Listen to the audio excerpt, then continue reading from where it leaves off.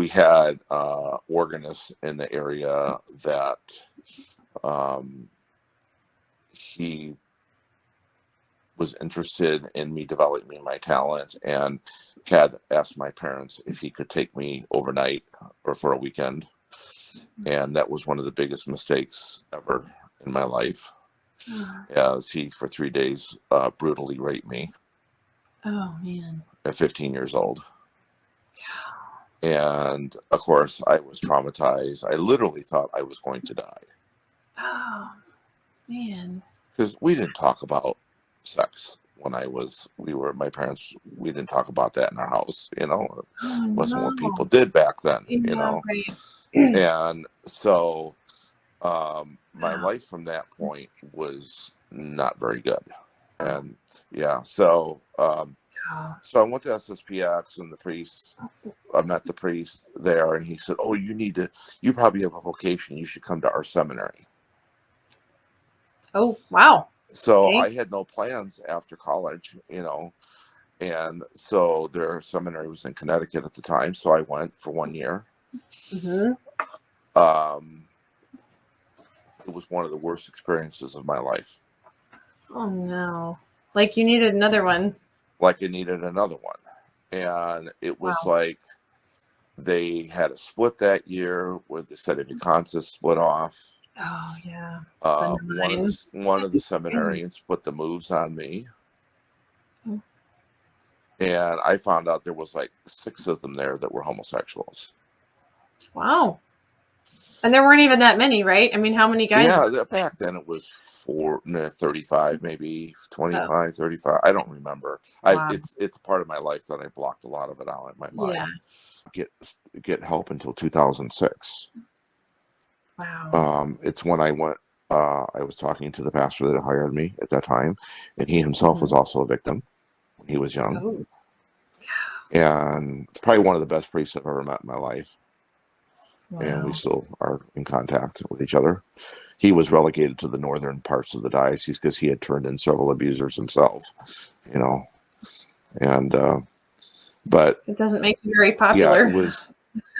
No, it doesn't make you very popular. And you know, here's another thing that Trads will say to me, you know, about, you know, LGBT or abuse, sexual abuse, any of that. They'll say, "Your problem is, Kurt, you need to just shut up because it really doesn't matter.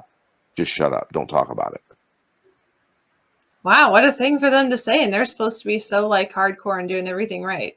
They are not. I'll repeat it 100 times. They are not. Wow. It's all a smoke screen. It is all a smoke screen. Wow.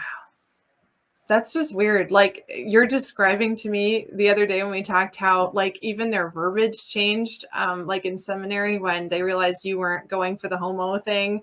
And they started like kind of ridiculing you and calling you a homophobe. Oh, they did. Racist, Yeah, all this stuff. bigoted. It was like, yeah, what? Yeah, I forget I'm the like, term, what? That's whatever like weird. the terms were back that's then. What they say the liberals talk like, and then they're using it on you. Like now you're the enemy, and they get to pick on you in the same terms. It's just so weird to me. No, because for them, it's about the organization and the TLM as a cover. Okay. Well, that's a good cover. That's what I've come down to the conclusion just from my experience. And of course, people will say, "Well, Kurt, you cannot judge something by your own experience." Well, I think I can actually. Yeah. Yeah. So that's what I get. That's the use to this very in day. all these different communities, all these different priests and people. It's like you have a very particular, position and experience to offer. It's one person, but it brought you into contact with all of this stuff. I mean, it's just crazy what you had to experience. And then the true colors of the people of their quote unquote faithful. The true colors came out. It's like, you need to just shut up. That's not what this is about. I'm seeing some things in the chat about like you maybe are speaking from your PTSD and your own pain and like I'm used to hearing that. That's an easy slap back, and it's not correct and it's not fair.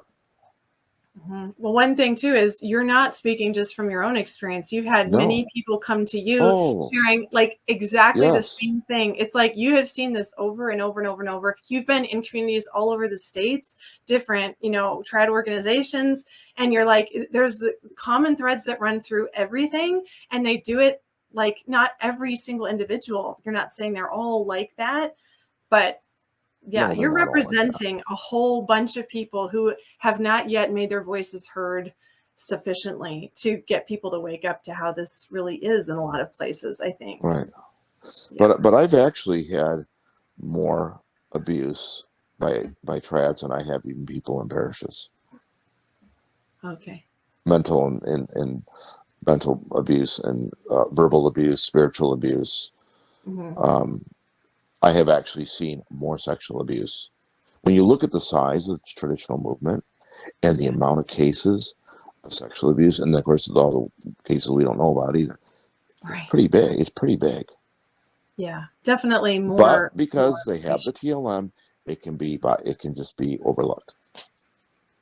Mm-hmm. Have Yeah. mercy, Lord, have mercy. Yeah. Right. Lord, have mercy. My heart goes out to the victims, to the children. Yeah. Well, so often thrown under the bus, and you've experienced Yes. that, and you've heard from Oh lots of yeah. people who have even been treated worse. But yeah, it's like Right. you don't come out about abuse because you want to be popular. I mean, you lose your family, your friends, your community so often, your reputation, because they turn it back on you. I have heard Here, this over and over and over. so here's something I'm doing some research on. Sure, anything's Related fine. to your experiences, and what kind of like words of counsel or encouragement could you give to other like sex abuse survivors who might see this and be relating to your story or looking for some I encouragement? would say get away from them as quickly as possible. Um, Find a really good counselor. I mean, not every counselor is good for every single person. You have to find the right one. I did. Took a little bit, but I did. Um, Hold them accountable. Okay. Warn other people. Do not keep your mouth shut. Okay. Get justice where you can. Mm-hmm. And use things like Lexio Divina and stuff as part of your healing. Mm. Use God's word as your healing, because it's all there. Everything, it's wonderful what's there, and it's so therapeutic and healing in and of itself. Yeah. I don't find it. To give people reason to hope. I mean, Yeah, and never give up the hope. Never give up the hope. right. Forget the narratives and never give up the hope. I don't know if you'd be willing, if anyone contacts me after watching this interview, and to be in touch with you, to be able to kind of unpack things, or just talk to someone else who's been through They what you've can. been I do a lot of victim advocacy work through. Okay. on the side. I've been doing that for actually a number of years now. Okay. And I was, trained by my therapist, Mm. and he, Okay. yeah. So, yeah, Okay. I'm Awesome. certainly willing to, yeah, Okay. and Awesome. they can certainly reach out. I'm always there for those in need. Awesome. Well, thank you, Kurt, and I really You're appreciate your welcome. You're time welcome, Laura. and sharing all this, because it's something that people need to hear. And yeah, it's not everyone's experience, but it's legitimate, and it's something that we need to know more about, because we need to take care of each other better than we have. We do. We really do.